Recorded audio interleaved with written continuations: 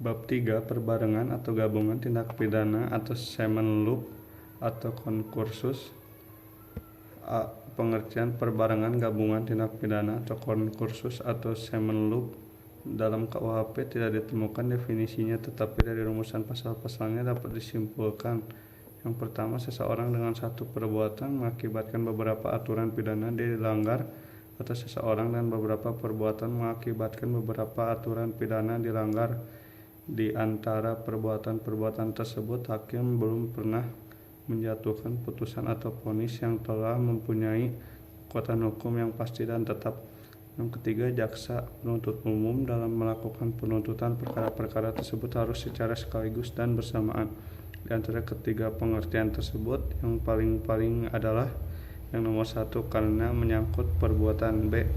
Pengaturan perbarengan atau gabungan tindak pidana diatur dalam buku 1 KUHP bab 6 pasal 63 sampai 71.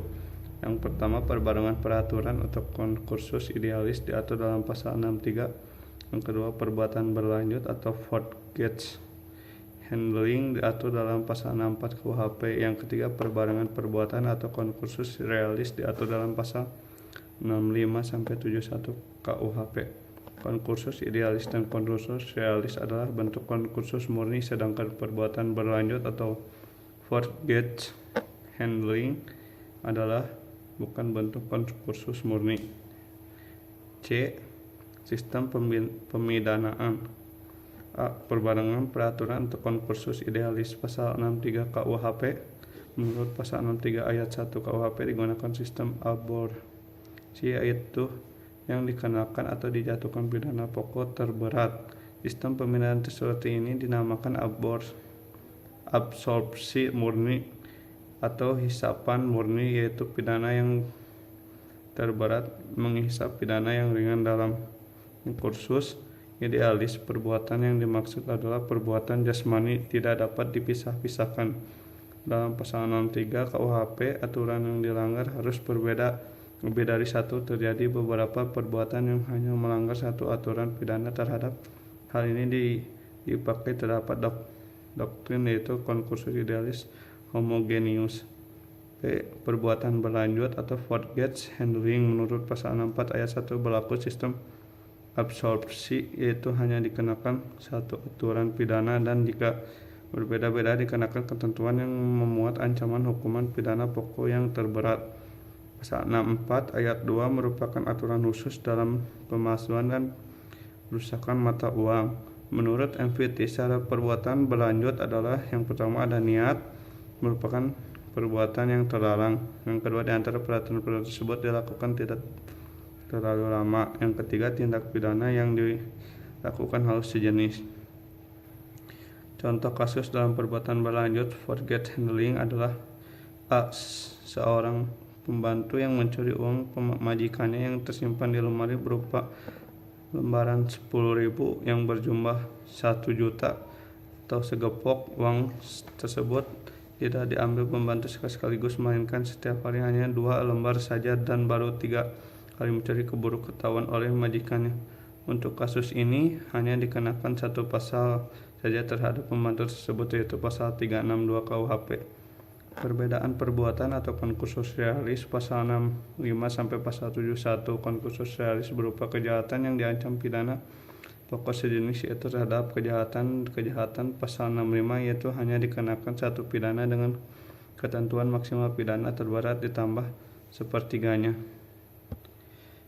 Konkursus realis yang berupa kejahatan yang diancam pidana pokok tidak sejenis, yaitu berupa kejahatan pelanggaran. Menurut pasal 66 KUHP, untuk semua jenis ancaman pidana tiap kejahatan dijatuhkan, tapi jumlah tidak boleh melebihi maksimum pidana terberat ditambah sepertiga. Sistem ini disebut kumulasi yang diperlukan dan diperingan.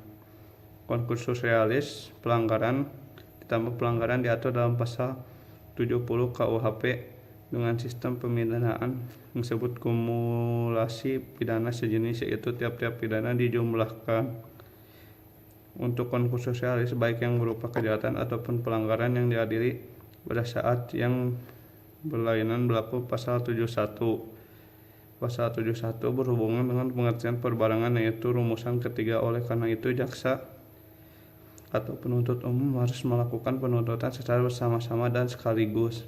Atas dasar itu, maka konsensus berbicara tentang A. Pemidanaan dalam tindak pidana, B. Stelse sistem pemidanaan yang meringankan namun menurut sistematika KUHP memberatkan. Bab 4 mengenai pengulangan tindak pidana atau residif. Pengertian residif: seseorang yang melakukan tindak pidana dan telah dijatuhkan hukuman pidana dengan suatu putusan atau vonis dari hakim yang telah mempunyai kekuatan hukum, tapi ingkrah van guans, kemudian melakukan lagi suatu tindak pidana. Jadi hampir sama dengan concursus selis, yaitu melakukan lebih dari satu tindak pidana.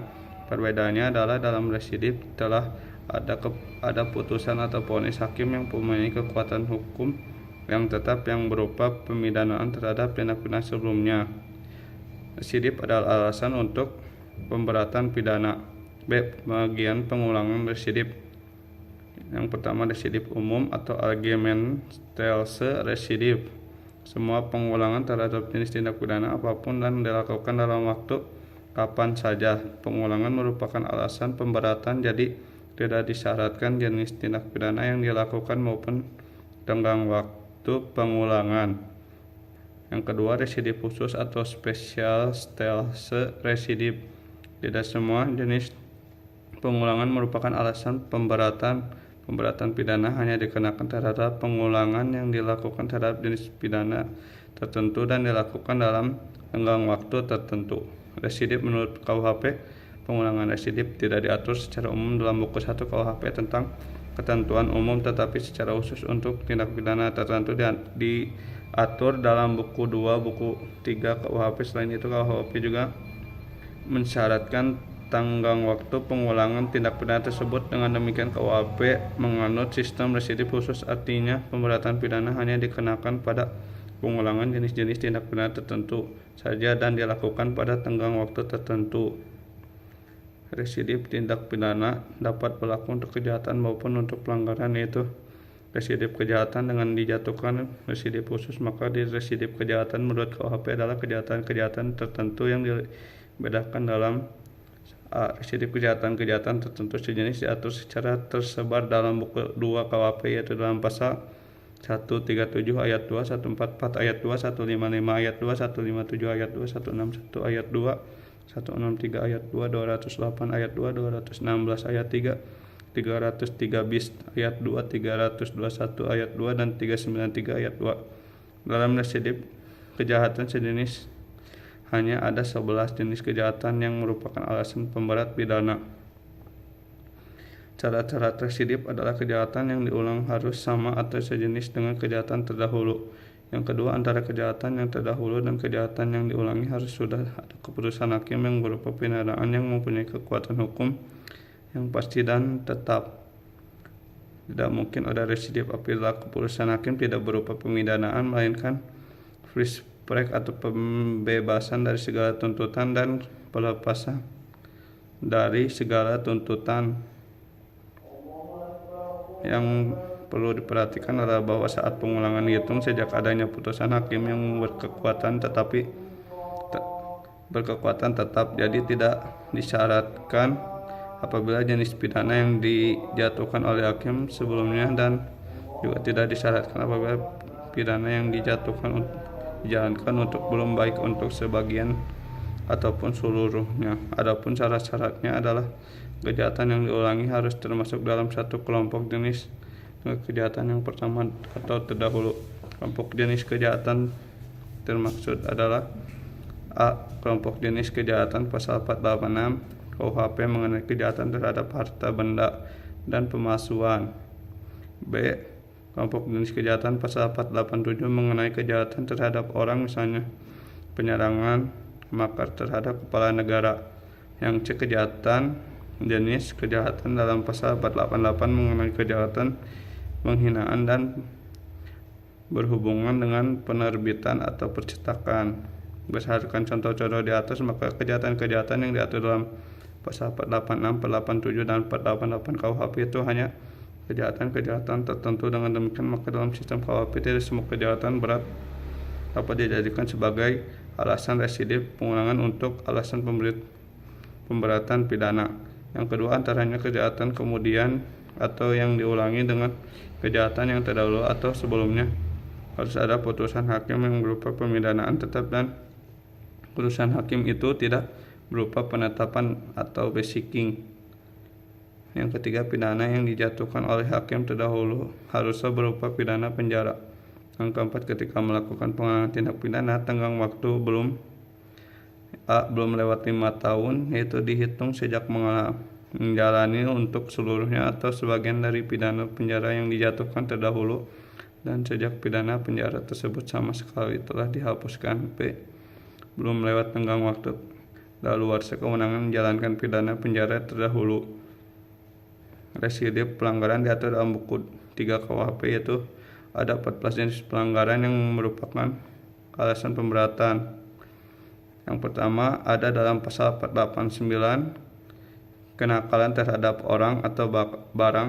Yang kedua, pasal 492, mabuk di muka umum, merintangi lalin atau mengganggu ketertiban dan keamanan orang lain. Pasal 495, memasang penangkap atau alat untuk membunuh binatang buas tanpa izin. Pasal 501, menjual makanan atau minuman yang dipalsukan, busuk atau berasal dari ternak sakit atau mati. Pasal 512, melakukan pencarian tanpa ada keharusan atau kewenangan atau mempunyai batas kewenangannya. Pasal 516, mengusahakan tempat bermalam tanpa suatu register. Pasal 517, membeli dan sebagainya barang-barang anggota militer tanpa izin. Pasal 530, petugas agama yang melakukan suatu upacara perkawinan sebelum dinyatakan padanya bahwa pelangsungan di muka pejabat catatan sipil telah dilakukan. Yang ke-9, 536, dalam keadaan mabuk berada di jalan umum. Pasal 540, berisi memperkerjakan hewan melebihi kekuatan dan menyakitkan. Pasal 541, menggunakan kuda muatan yang belum ditukar gigi. Pasal 544, mengadakan sambung ayam atau jangkrik di jalan umum tanpa izin. Pasal 545, melakukan pencarian sebagai tukang ramal. Yang ke-14, pasal 549, membiarkan ternaknya berjalan di kebun atau tanah yang terlarang. Dia residif di luar KUHP. Residif kejahatan terdapat dalam beberapa tindak pidana khusus seperti narkotika dan lain-lain. Untuk mengulanginya, yaitu umumnya mendapat pemberatan apabila A. sanksi pidananya berupa pidana penjara. Yang B. untuk sanksinya pidana yang berupa denda, maka pemberatannya dikali 2. Yang kedua, ada residif pelanggaran di luar KUHP terdiri dalam UU nomor 14 tahun 1992 dan lain-lain dengan ketentuan pemberatannya, yaitu A. tenggang waktu pengulangan beragam, yaitu ada yang 1 tahun dan ada yang 2 tahun. B. untuk pemberatan ada yang ditambah separuh, 1/3, dan ada yang dilipat gandakan menjadi 2.